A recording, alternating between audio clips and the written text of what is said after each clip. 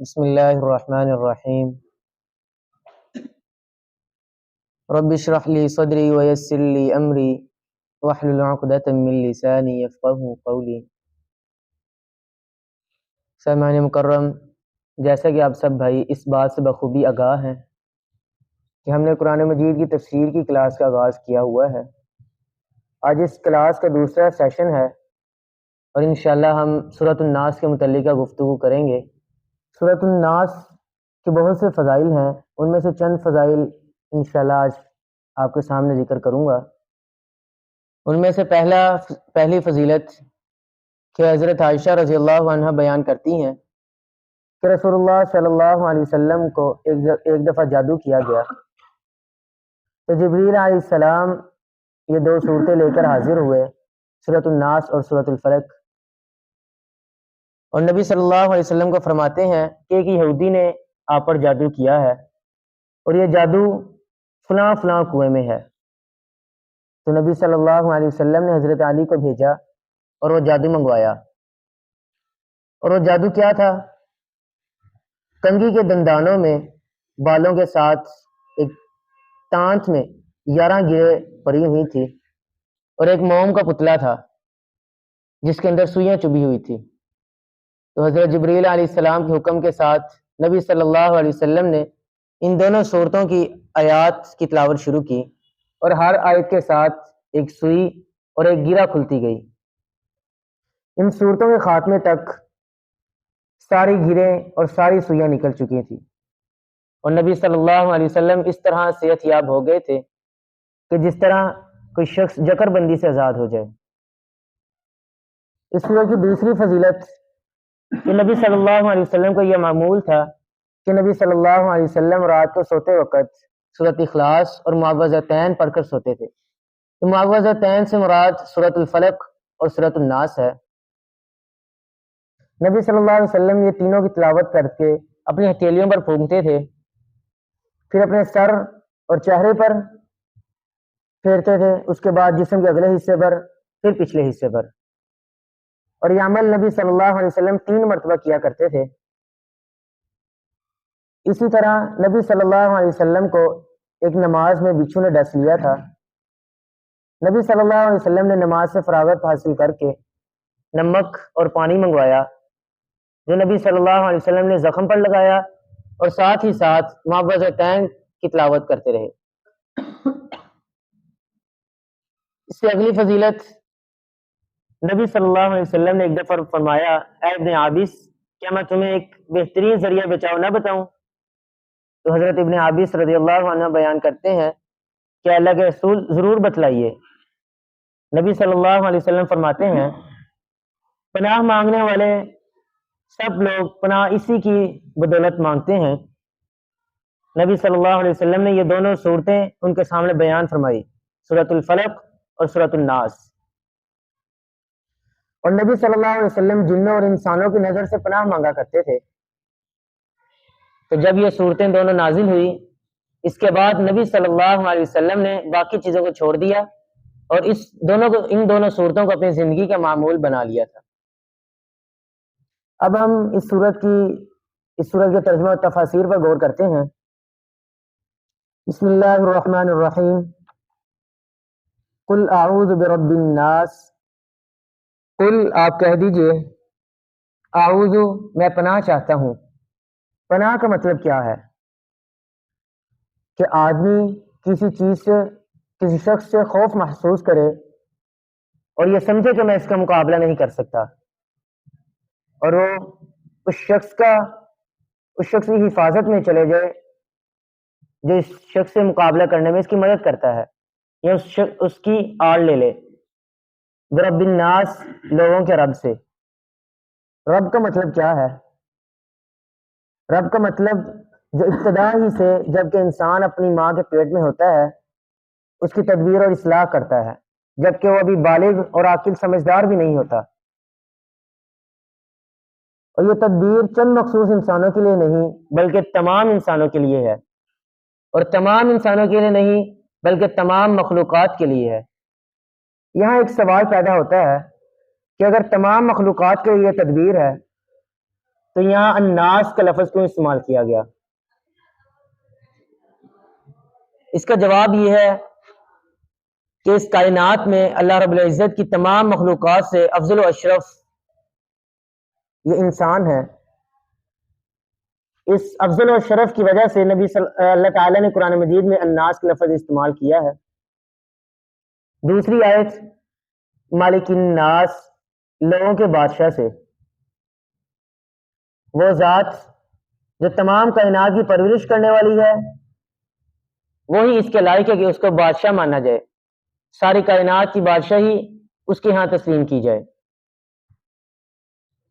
الہ الناس، لوگوں کے معبود سے، وہ ذات جو تمام کائنات کو چلانے والی ہے، تمام کائنات کی پرورش کرنے والی ہے، تمام کائنات کا بادشاہ ہے، اسی کے لائق ہے کہ اس کو معبود تسلیم کیا جائے اور اس کی عبادت کی جائے. من شر الوسواس الخناس،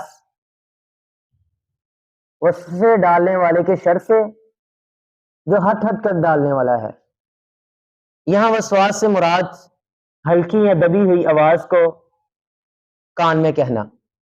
شیطان کا بھی یہی معمول ہے کہ شیطان انسان کے کان میں مخفی آواز سے، ہلکی آواز سے شر ڈالتا ہے، جس سے انسان برائی کی طرف دھکیلا چلے جاتا ہے.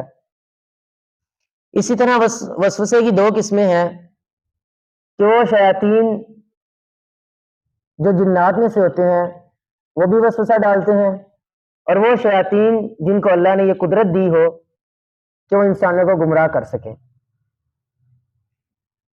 حالانکہ ہر انسان کے ساتھ تو ایک شیطان، ایک قرین مقرر ہوتا ہے جو ہر وقت انسان کے ساتھ ہوتا ہے. نبی صلی اللہ علیہ وسلم یہ بات صحابہ کو فرما رہے تھے تو صحابہ نے عرض کی، اے اللہ کے رسول، کیا آپ کے ساتھ بھی وہ شیطان مقرر ہے؟ نبی صلی اللہ علیہ وسلم فرماتے ہیں، ہاں میرے ساتھ بھی وہ شیطان مقرر ہے، میرے ساتھ بھی رہتا ہے، لیکن اللہ نے میری مدد کی ہے. وہ شیطان میرے مطیع ہے، میرا فرما بردار ہے، وہ مجھے نیکی کے کام کی طرف ابھارتا ہے، مجھے بھلائی کا حکم دیتا ہے. اسی طرح الخناس، اس کا لفظی معنی کھسک جانے والا. یہ شیطان کی صفات میں سے ایک صفت ہے کہ شیطان کھسک جاتا ہے، وسوسہ ڈال کر، شیطانی کام کر کے جو اپنا کام کرنے آیا ہوتا ہے وہ کام کر کر کھسک جاتا ہے. اور جو شخص اس شیطان کے وسوسے میں آ جاتا ہے، اللہ کی یاد سے غفلت اختیار کرتا ہے، یہ شیطان اس کے دل پر چھا جاتا ہے. نبی صلی اللہ علیہ وسلم فرماتے ہیں کہ جب اذان ہوتی ہے شیطان گوز مار کر پیٹ پھیر کر بھاگ جاتا ہے، اور جب اذان ختم ہوتی ہے تو یہ واپس آ جاتا ہے، اور جب اقامت کا ٹائم ہوتا ہے، اقامت شروع ہوتی ہے، یہ پھر چلے جاتا ہے. جیسے ہی نماز شروع ہوتی ہے تو یہ شیطان پھر واپس آ جاتا ہے، آ کر کہتا ہے، اے انسان، تو یاد کر، تو نے صبح یہ کام کیا ہے، دوپہر کو یہ کام کیا ہے، کل شام کو یہ کام کیا ہے، صبح یہ کھایا ہے، وہ کھایا ہے. اسی طرح انسان شیطان کے جو باتوں میں آ جاتا ہے، اور انسان کو یہ بھی نہیں معلوم ہوتا کہ انسان نے کتنی رکعتیں نماز ادا کر لی ہیں، اور حالانکہ انسان یہ بات بھول جاتا ہے کہ یہ وہ عمل ہے جس کے زبان کے ساتھ ساتھ اس میں دل کا بھی عمل شریک ہے. الذی یوسوس فی صدور الناس، وہ شیطان جو وسوسہ ڈالتا ہے لوگوں کے دلوں میں. یہاں صدر کی جمع صدور آئی ہے جس کا مطلب ہوتا ہے سینہ.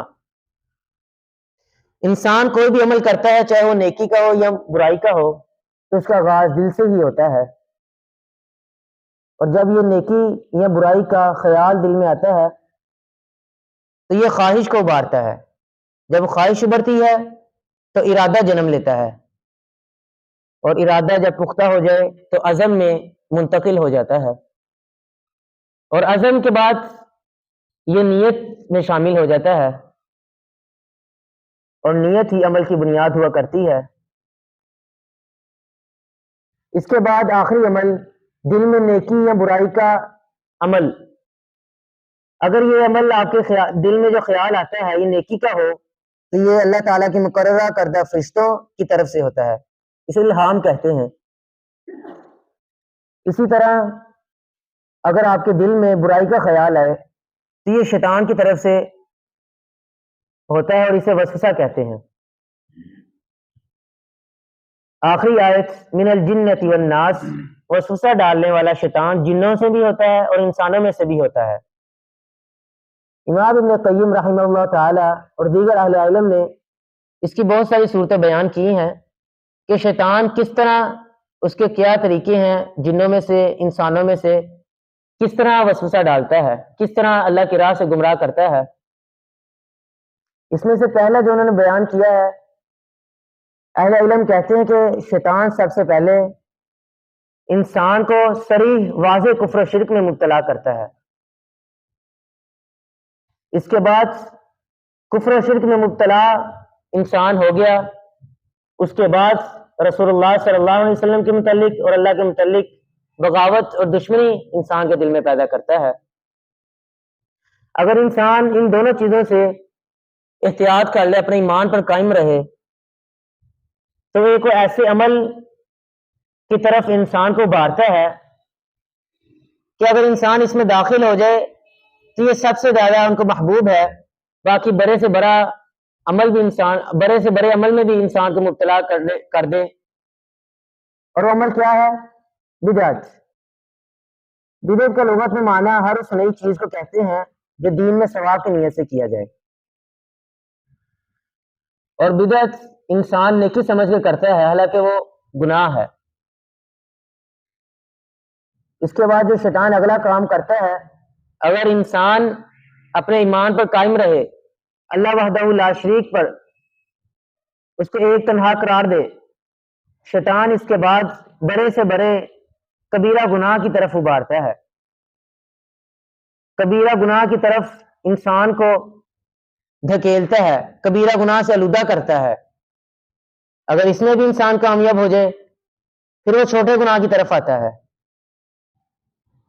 تاکہ انسان اس کے بوجھ تلے دب کر رہ جائے، اور ان چھوٹے گناہوں کو صغیرہ گناہ کہتے ہیں۔ اگر اس میں بھی کامیاب ہے تو اس کے بعد انسان شیطان سے تو بچ جاتا ہے، لیکن شیطان کا سب سے جو آخری وار ہے وہ رہ جاتا ہے کہ شیطان انسان کو ایسے کاموں پر ابھارتا ہے کہ جس کے کرنے سے نہ ثواب ملتا ہے نہ گناہ ملتا ہے، اور انسان یہی اعمال کرتا رہتا ہے، اور جس کی وجہ سے اس کی زندگی برباد ہو جاتی ہے۔ اس طرح شیطان انسان کی زندگی خراب کرتا ہے اور جہنم کا باعث بنا دیتا ہے انسان کو۔ اللہ تعالیٰ سے دعا ہے کہ اللہ تعالیٰ ہمیں جو سنا ہے اس پر عمل کرنے کی توفیق عطا فرمائے، آمین۔ وآخر دعوانا الحمدللہ رب العالمین۔